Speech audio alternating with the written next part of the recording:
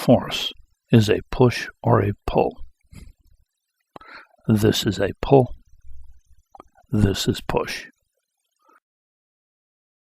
Force is a push or pull. It is exerted on an object. Why? To attempt to change its condition. When a gas or air is heated, it expands or pushes outwards. It will occupy more space. Gravity has a pull to bring things closer to the center of the earth. Magnetic poles attract, they pull. Magnetic poles repel, push each other.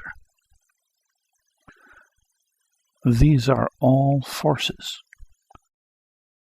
They all tend to change the state or condition of an object from state 1, close together,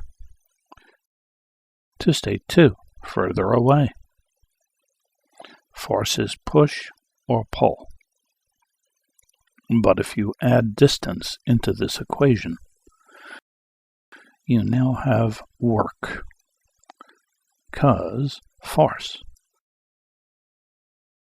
times distance equals work. Force, push, or pull. Push or pull times distance equals work. Push or pull times distance equals work. Force times distance equals work. Push or pull times distance equals work. Force times distance equals work. You exert lots of pulling force to move this object from the floor to a shelf 4 foot high in the air. That's work. Pull and push and distance is work.